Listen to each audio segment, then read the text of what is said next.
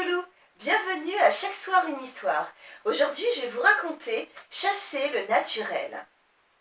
Le lièvre et le singe discutaient avec enthousiasme. Et tout en conversant, chacun d'eux laissait libre cours à son tic familier. De temps à autre, le singe se grattait avec de brefs coups de patte, tandis que le lièvre, qui redoutait sans cesse d'être surpris par quelque ennemi de son espèce, ne pouvait s'empêcher à tout instant de tourner la tête, tantôt d'un côté, tantôt de l'autre. Les deux animaux ne pouvaient se tenir en repos.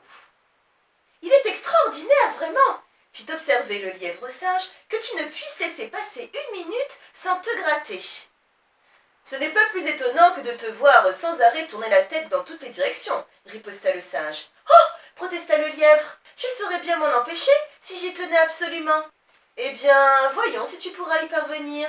Tâchons, toi et moi, de rester immobiles. Celui qui bougera le premier aura perdu son pari. »« Entendu !» dit le lièvre, et tous deux s'efforcèrent de ne plus faire le moindre mouvement. L'immobilité ne tarda guère à leur sembler insupportable. Le singe avait des démangeaisons comme jamais auparavant. Quant au lièvre, il éprouvait de vives angoisses concernant sa sécurité, depuis qu'il ne pouvait plus lancer à tout instant des coups d'œil furtifs vers chacun des points de l'horizon.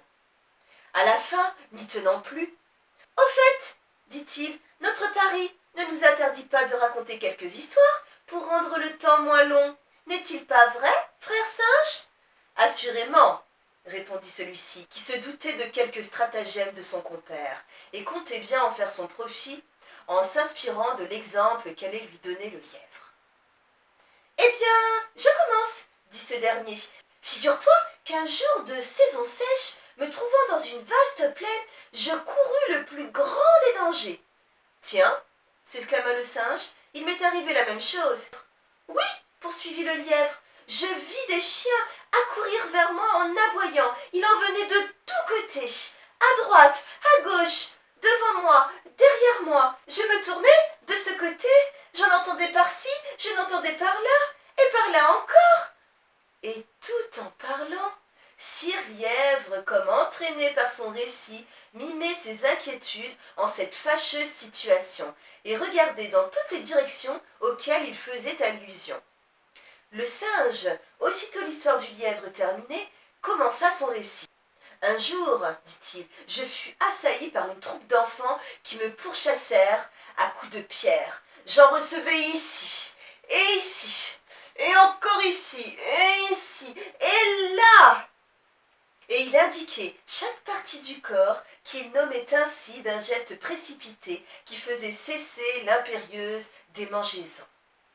Le lièvre ne pouvait plus contenir son envie de rire. Il éclata, et le singe, en le voyant pouffer, rit aussi de tout son cœur. « Vois-tu, nous aurons beau dire et beau faire, jamais nous ne changerons notre naturel. La preuve en est faite, et bien faite. Tenons-nous-en là. Aucun de nous n'a gagné le pari, mais aucun ne l'a perdu. » Voilà les loulous, l'histoire du soir est terminée. Moi, je vous retrouve très bientôt pour une nouvelle histoire. À bientôt les loulous, faites de beaux rêves.